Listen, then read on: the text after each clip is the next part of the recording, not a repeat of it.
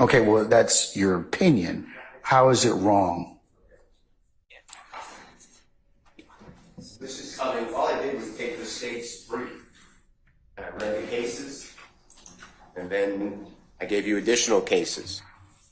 But the state filed this brief. Okay, if that was Sunday, why did you bring this up Monday morning? Yes, I sent it to everyone. Did you bring it up Monday morning? So I mean, here's the thing. Here's the thing. Here's the thing. Okay, it's Wednesday right now. This witness is on the stand. I could have taken it up last night or then Monday night. I could have taken it up Tuesday at some point in time. So that's why I'm saying by time, poor timing, I would think, because I can rule upon it. I don't mind it. But when a witness is on the stand and you're asking me to reconsider that, that's not timely. Well, listen, nobody is trying, I don't think anybody is trying to delay this case any more than it's delayed. So we're with you, and I understand what you're saying. I did not personally know that this was going to come up today. I thought that Detective Racy is the one who pulled these videos.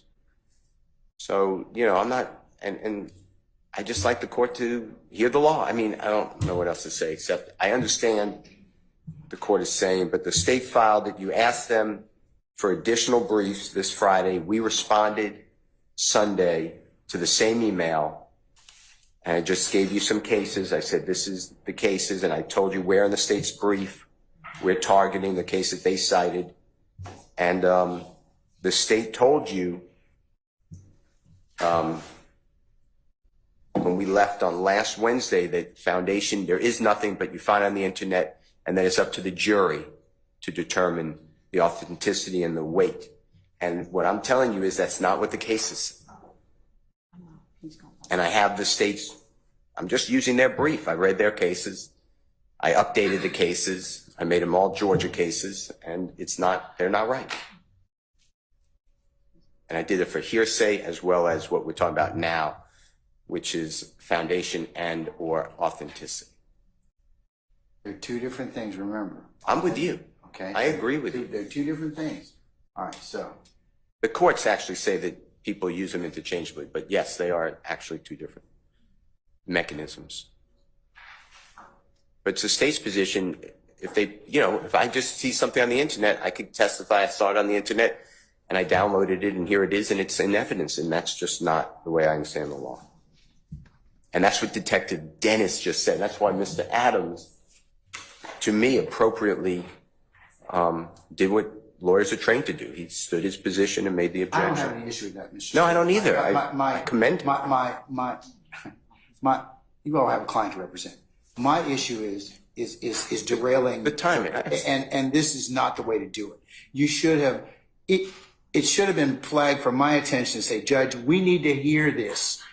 Because then I've got nobody to blame but myself. I really don't. If I don't take it up at that point in time or don't make arrangements to do so, I'm at fault. But when a witness is on the stand and you don't flag it and say, Judge, we really do need to take this up before the witness testifies, then you bear some responsibility on that. I'm just telling you. Absolutely. And that's what courts get irritated about. Because now I've had to put out this jury. And hey, and it is they're looking at all of us, and as you mentioned earlier, they're left with a lot of questions that I can't answer for them. But it's just not the way to present the case to them. It's just not. That's what I'm saying, and that's what I need you all to correct, so that we're not in this position continually.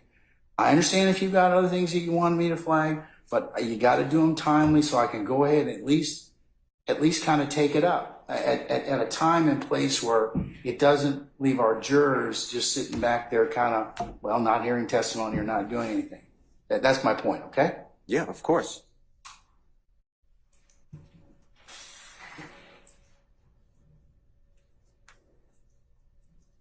All right. Okay, what's the case you want me to take a look at? Okay, well, we go through all of them, but I'm just going to start. You got 5 minutes, okay? I'm gonna get a green light like the appellate court up there, okay? So you can feel at home, and yellow light, yeah, yellow light as well, okay? So, but see if you can kind of give me the nickel version, okay, of that. The most important salient thing that I need to, because I understand the premise, but what is it you're telling me that is adverse to the state's position? Okay, so and I'm just cluing you in. This is page 3 of the state's brief. They cite United States versus Broomfield, Broomfield. It's 591 Fed Appendix, so it's APP'(X) 847 and 851. It's 11th Circuit 2014. This case is cited in Georgia in Cooper versus State, which is 317 Georgia 676 Division. What's 2. Cooper again? I'm sorry. Yes, no problem. 317 Georgia 676 Division 2. And that's a 2023 case, Your Honor. So I just used Cooper, but we can go to Bloomfield too. And this is a video, so it's the same thing that we're dealing with. Detective Dennis right now is dealing with a video. There were actually no statements in that video, though. And a Detective Black, like the color, authenticated the flight captured on the video, which was videotaped by a gentleman named Mr. Mason, M-A-S-O-N. And the court wrote that the video does not have to be authenticated solely by the person who made the recording or who was an eyewitness to the events, and that Detective Black properly authenticated this fight, I think I said flight, but fight video, because he testified, and here's his foundation. He's responded to the apartment complex concerning this fight as part of his investigation. He personally observed the location and spoke with multiple eyewitnesses of the day's events of the fight. He recognized the video as the recording supplied by Mr. Mason, and Mr. Mason testified at trial that he recorded this fight. And these are the circumstantial evidence needed that the video was not altered and therefore was properly authenticated and the foundation laid by Detective Black. Here, this case does not help the state, because their statement that anything on the internet is automatically authenticated and goes to the jury, which is what Prosecutor Love argued on Wednesday at the court, said now, is not accurate. Then they cite, the original case of U.S. versus Blumfeld. Like I said, I gave you the cite, Your Honor, in the state's brief, page 3. And in that one, the government agent identified, it was a person who was convicted of a previous felony holding a gun on a video, and the government agent identified the specific gun. So, to me, I don't understand how just Detective Dennis's statements now are worthy. Also, the state on page 4 of its motion cited Cotton, which is C-O-T-T-O-N. It's 297 Georgia 257. It's in Division 3, 2015 case. That case is cited more recently in the interest of AA, as in Lisa, Alpha Alpha 362 Georgia Appeal 426. It's cited in What's that? I'm sorry, one more time. That's all right. 362 Georgia Appeals. What? Yeah, 426, and it's in 2 different places. It's in Division 2, but it's also footnote 25. Footnote 25 really captures its 2022 case. And in that case, there are text messages, and there had to be whether they are authenticated. And AA is a minor. Her guardian testified that the text messages were located on AA's cell phone, the cell phone that AA, the minor, used. This same phone stored a toothbrush going into AA's private part on a video. AA sent text messages to her guardian.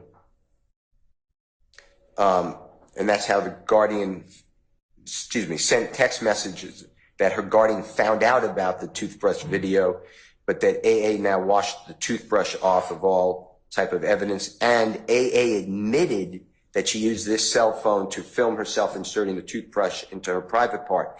And the court wrote that as a prima facie case, that the evidence of the video on the cell phone is what it purports to be.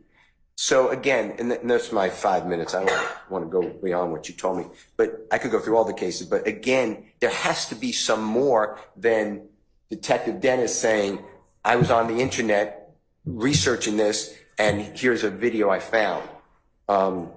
And that the court wrote in the interest of AA the following. This is the Court of Appeals of Georgia. We acknowledge that every form of electronic communication can be spoofed, hacked, or forged.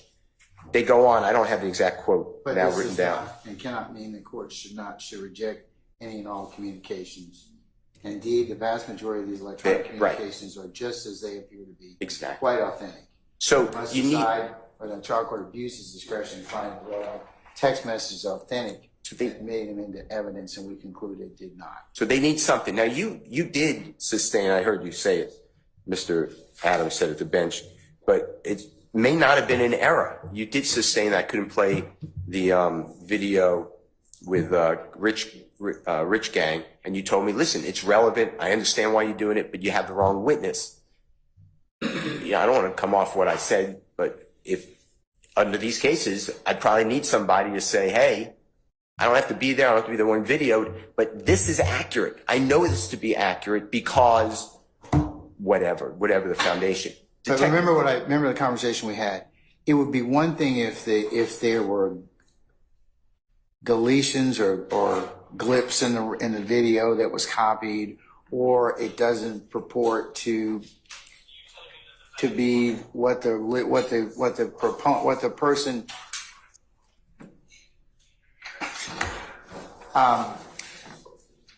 listening to it originally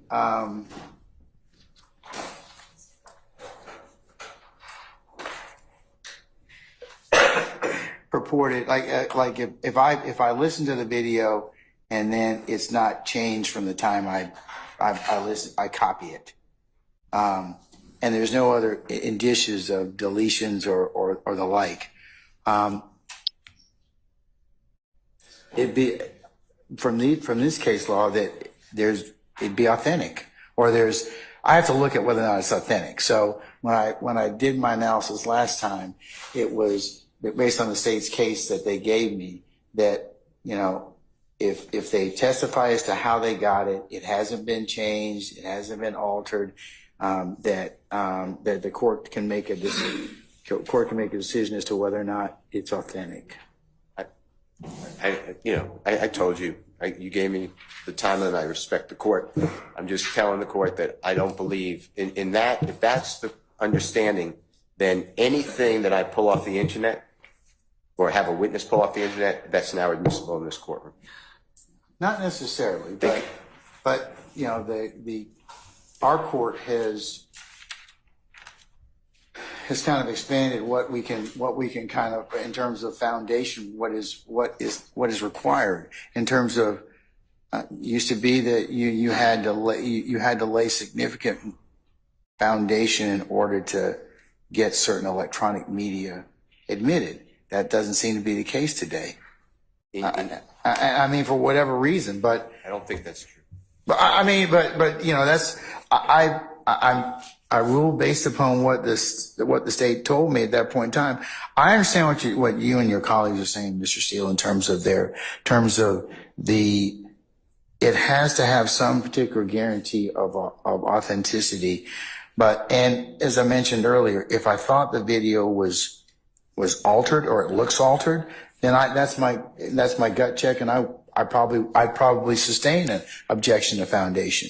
But if somebody testifies, hey, I pulled this particular video from a public site of this particular person, and this is what it purports to be, it hasn't been changed, I listened to it and I copied it, subject to other foundation and linkage, it may or may not be admissible. But is there any other case you want to point out to me? I know we've taken more than time, but I'll give it to you. But is there anything else you want to? All the cases say that there has to be something more than I saw it on the internet. And I gave you cases from a cell phone. I gave you cases from the internet, a video that's posted on the internet. And what's the video case again? Let me take a look at that one again. that's, that Cooper? yeah. Thank you, Your Honor. The cases that counsel for Defendant Williams cites are distinguishable. They are not statements of a party opponent, admissions by a party opponent. They are not social media publicly posted. So we have the court's ruling was correct in terms of the admissibility of this particular video. This is the Defendant Williams. This is a person who is not only familiar with what the Defendant Williams looked like at this particular time, he's familiar with the other persons inside the video, outside of the video itself. I would point the court's attention to Redding, Redding versus the state, 354. 354 what? Georgia app at 525.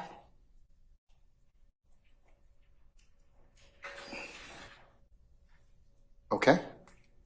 As Redding talks about the admissibility of a publicly available posting on a social media site, YouTube, through a person who could testify, as in this case, as a gang detective who was familiar with various aspects of the video and the persons or the items depicted in the video.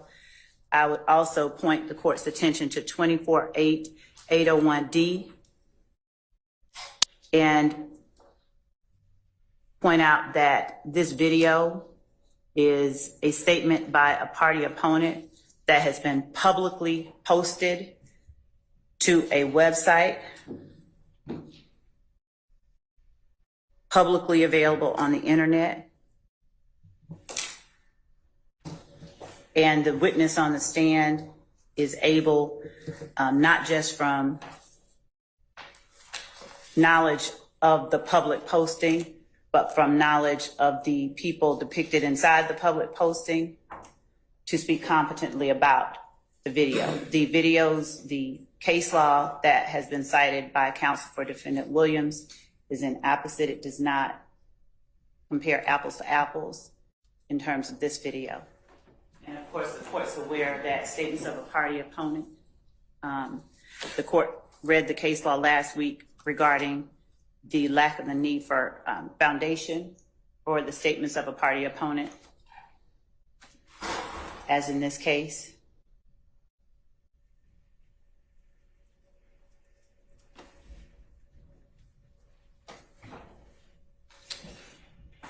I believe that's in Carlson, so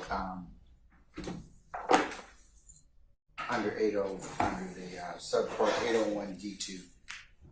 Correct. Mr. Steele, anything else? In taking a look at Redding, and also I did refresh my memory again as to 24-8-801D2. Statements of a party opponent are admissible without presentation of any predicate or foundation. The definitional exemption for individual admissions is extraordinarily broad, with exemption for individual admissions having almost infinite breadth, and that's cited in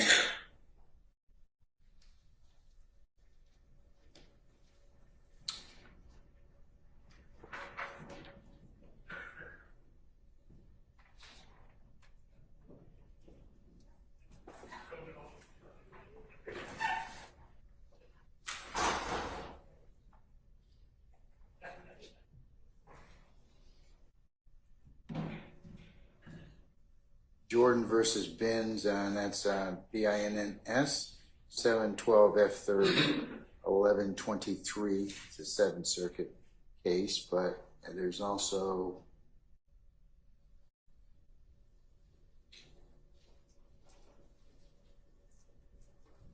so under both under even looking at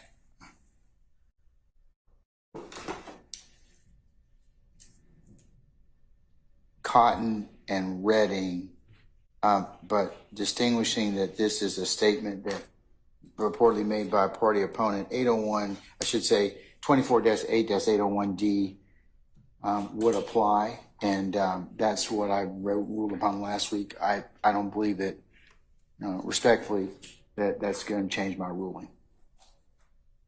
We have a continuing objection. You certainly can have a continuing objection.